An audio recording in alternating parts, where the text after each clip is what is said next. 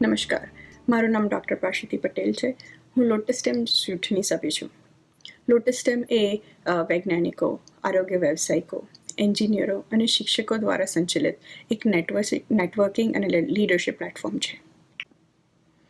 હમણાં થોડાક છેલ્લા અઠવાડિયાઓમાં આપણને અલગ અલગ વાતો સાંભળવા મળી છે કે માસ્ક પહેરવા જોઈએ કે ના પહેરવા જોઈએ. CDC કંઈક અલગ કહે છે, WHO કંઈ અલગ કહે છે. પહેલાં એ લોકોએ ના પાડી હતી, હવે કહે છે કે માસ્ક પહેરવા જોઈએ.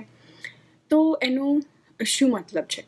તો પહેલાં CDC અને WHO માસ્ક પહેરવાની ના પાડતા હતા, કારણ કે એનું મેઇન રીઝન એ છે કે આજે પર્સનલ પ્રોટેક્ટિવ ઇક્વિપમેન્ટ કે PPE કે માસ્ક જેને કહે છે, એ માસ્ક હેલ્થકેર વર્કર્સ કે પછી આપણે કહીએ આરોગ્ય વ્યવસાયિકો એ લોકો માટે છે કે જે ફ્રન્ટ લાઇન પર કામ કરે છે. દરરોજ જે લોકો કોવિડ પેશન્ટ્સના ટચમાં આવે છે એ લોકો માટે છે, એમના પ્રોટેક્શન માટે છે.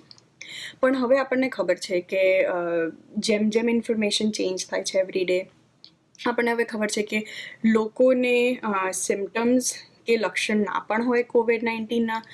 એનો મતલબ એવો નથી કે ઇન્ફેક્ટેડ નથી. ઇટ ઇઝ પોસિબલ કે એમને લક્ષણ ના હોય તો પણ એમને COVID-19 હોઈ શકે છે. એટલે જો તમે કોઈ હાઈ ટ્રાફિક એરિયામાં જતા હોય, જેમ કે ગ્રોસરી સ્ટોર છે કે દવાઓ લેવા જતા હોય, તો તમે લોકોના કોન્ટેક્ટમાં આવશો. અને આ વસ્તુ તમે બોલવાથી પણ ફેલાઈ શકે છે કે તમારા મોઢામાંથી જે વસ્તુ નીકળે છે એમાંથી ફેલાઈ શકે છે. કોઈ ખાંસી ખાય તો ફેલાઈ શકે છે, ઉધરસ આવે તો ફેલાઈ શકે છે.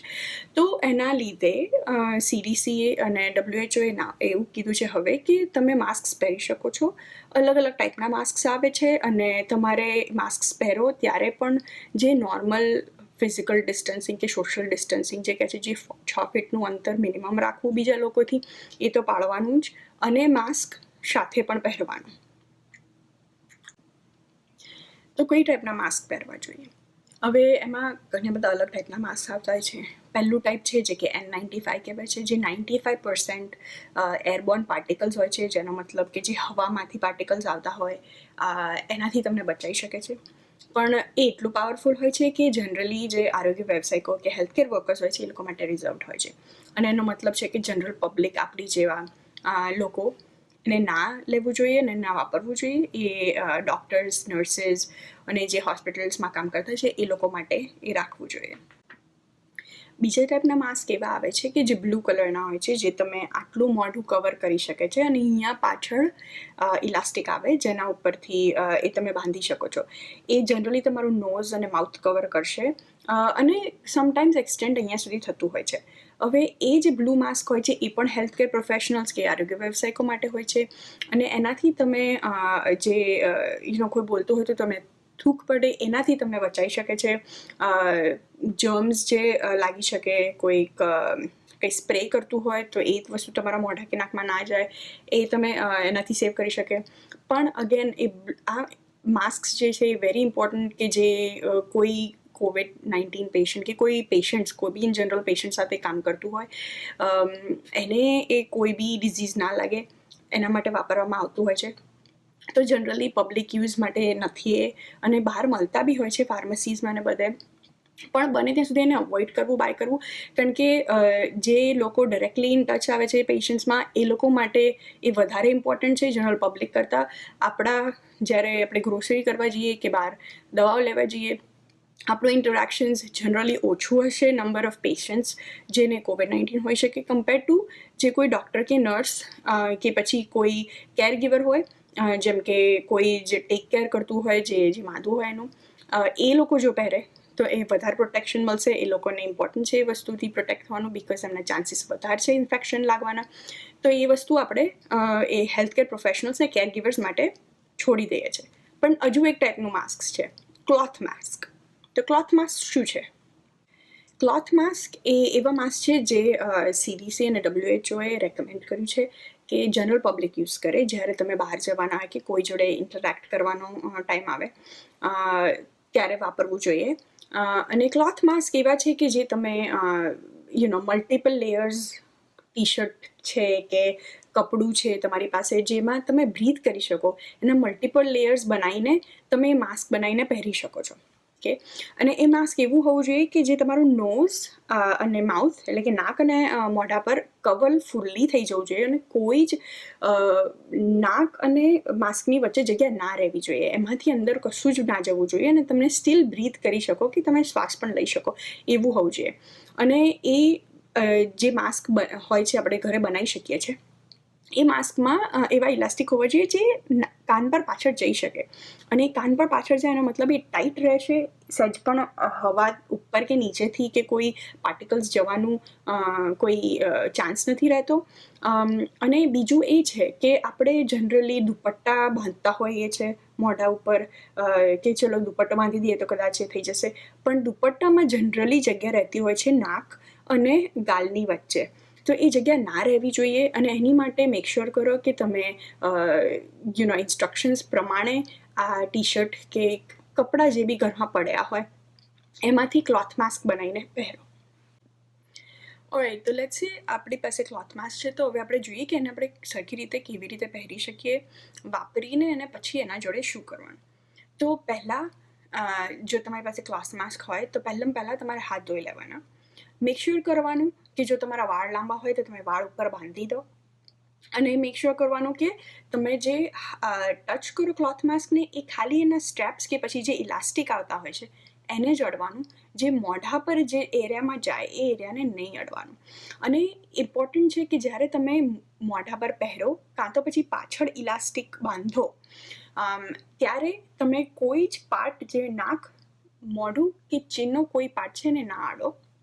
અને બીજું એ યાદ રાખવાનું કે જ્યારે તમે બાંધી રહો ત્યારે ત્રણેય વસ્તુ કવર થવી જોઈએ, જે કે નાક છે, મોઢું છે અને ચીન છે, એ ત્રણેય વસ્તુ કવર થવી જોઈએ, અને કોઈ જ ગેપ ના હોવો જોઈએ તમારા નાક અને તમારી સ્કિન વચ્ચે.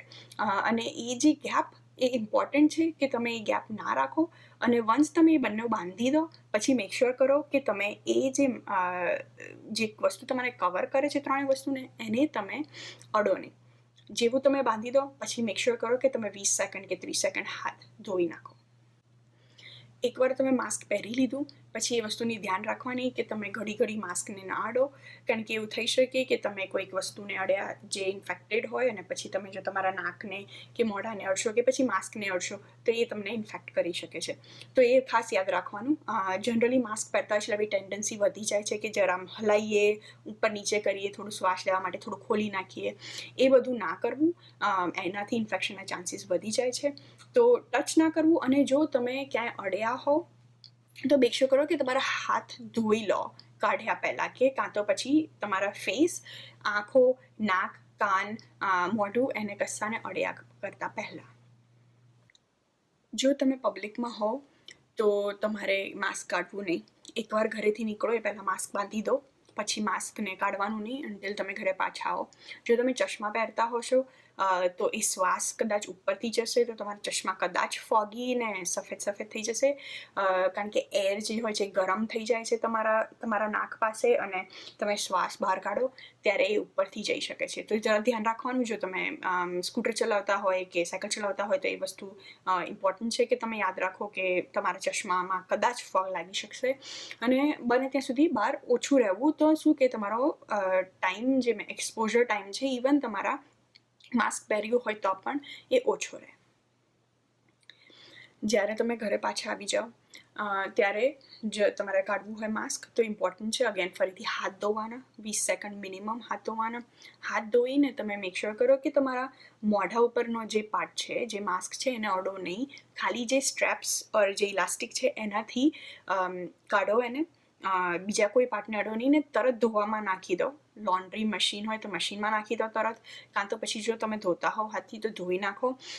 લોન્ડ્રી સોપ કે સોપ છે અને ગરમ પાણી કે વોર્મ પાણીથી એને ધોઈ નાખવાનું, અને નાખ્યા પછી પાછા હાથ ધોઈ નાખવાના. અને અમુક વાર તમે વાપરી લો અને તમને એવું લાગે કે હવે આનો કલર ઉતરી રહ્યો છે કાં તો પછી ઢીલું થઈ રહ્યું છે કાપડ, તો એને તમારે ડિસ્પોઝ કરવા માટે એક પ્લાસ્ટિકની કોથળીમાં નાખી બરોબર ટાઈટ બંધ કરી અને ગાર્બેજમાં નાખી દો.